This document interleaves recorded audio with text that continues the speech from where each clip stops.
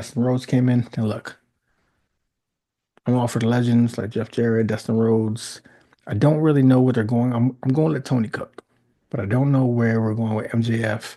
And Tyler Breeze, Prince Pretty, and this is Wrestling's Behind the Curtain.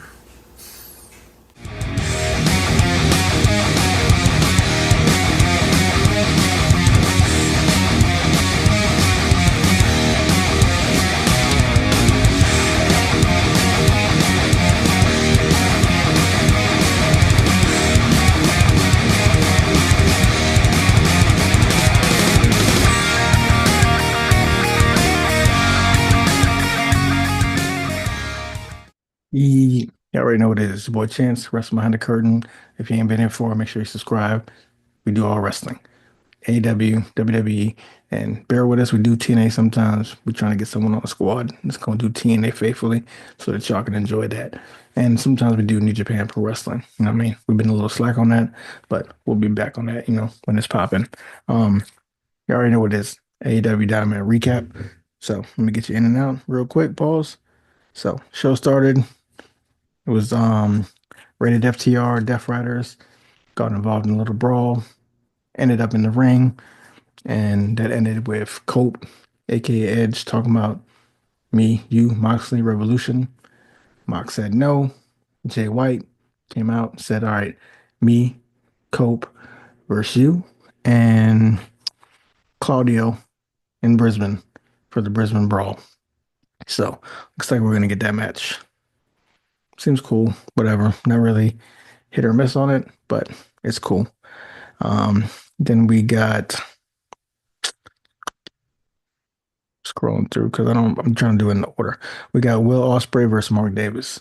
Another good match by Will. Mark Davis did his thing. You already know Will's gonna give you a great match. So that was cool. They did their thing. You know, a couple of shenanigans, but with Kyle Fletcher and Takashita.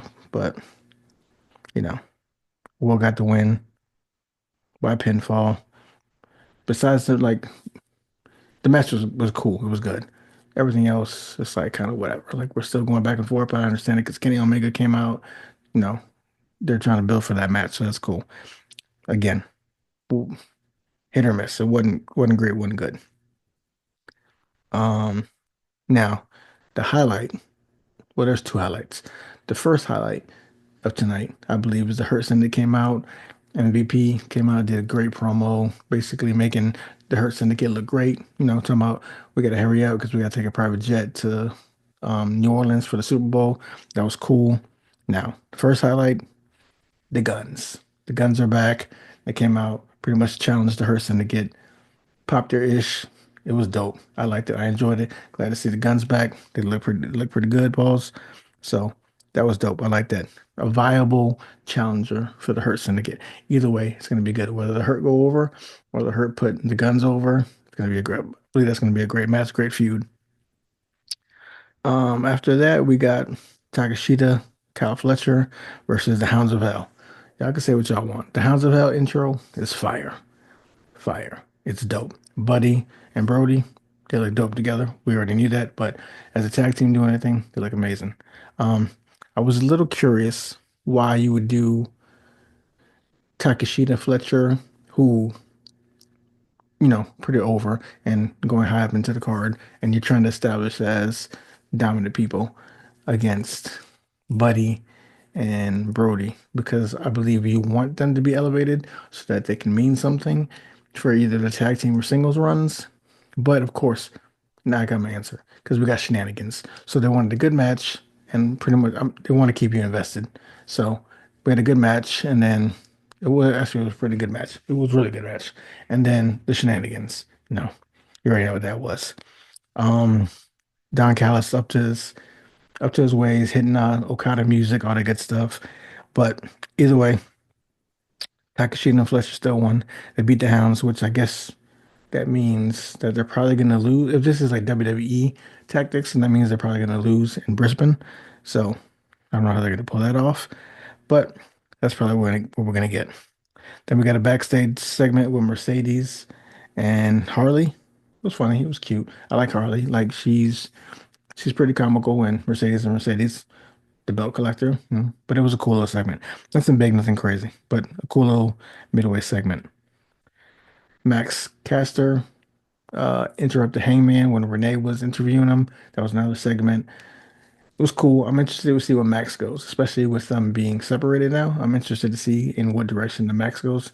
Um, so the Hangman page, it was cool. It was a cool little segment. But anyway, fast forward, went to MJF in the ring. I tell you, in and out, pause quickly. So I'm not gonna spend 35 minutes so y'all get stuck and be like, damn, I watched this video for 25 minutes. Anyway, MJF came out talking ish about Jeff Jarrett. Um, Max Caster kind of interrupted him because he was running away from Hangman. So he was in the ring for a little bit, then he dipped out. Then Adam Page was there. There was a face-to-face. I'm pretty sure that means we're gonna eventually get that match at some point. But that was a cool little segment, but he dipped out. Then Dustin Rhodes came in, and look, I'm all for the legends like Jeff Jarrett, Dustin Rhodes. I don't really know where they're going. I'm going to let Tony cook, but I don't know where we're going with MJF and all these older vets having situations. Like now it looks like we're gonna get MJF versus Dustin. Now, if this is to keep MJF away from the title and to hold him down for a little bit, cool, I get it. But I just don't really understand that why we're pushing the older vets up the card like that. But you know, I digress. Um, then what happened? Oh, second highlight. Mariah May came out, did her thing. She came to watch the match between I'm not going to say her name, Queen A, because I don't really know how to pronounce her name. I'll get it the next time. But Queen A came out against Timeless Tony, dressed as Mariah May. Now, when I tell you she looked amazing, if you're not subscribed, go subscribe because she definitely made the Woman Crush Wednesday post today. She looked timeless. Juice Robinson, we already know. But that match was good. Queen A, I don't think she gets enough respect. She can actually wrestle. She does pretty good. Her and Tony did a really good match together, but Tony was gonna win. So Tony called out Mariah May, or was kind of basically making fun of her, and Mariah May just got up and kind of left. Um, the last match of the night, I feel like this was a really good match. Um, it was dope. It was definitely watchable. If you didn't watch it, you should go back and watch it. It's on AEW Max. Um, I don't know why we got it so early because I feel like it should have been the pay-per-view money match. But again, I believe they're trying to keep people on AEW. But I might have saved this, but again, like I said, they're probably trying to keep people and viewers to watch AEW. Because other than that, I don't know what other matches they were going to put on or whatever feuds they got going on. But it was definitely a good match, definitely watchable. I would rewatch it. So if you didn't watch it, go back and watch. But they had some good spots, definitely good athleticism in that match. And your boy Ricochet won with a low blow, unintentional, when Swerve was jumping off the ropes. So that concluded AEW Dynamite. I don't know. Last week, I don't feel like if you didn't watch, I feel like you didn't really miss anything. This week, as it wasn't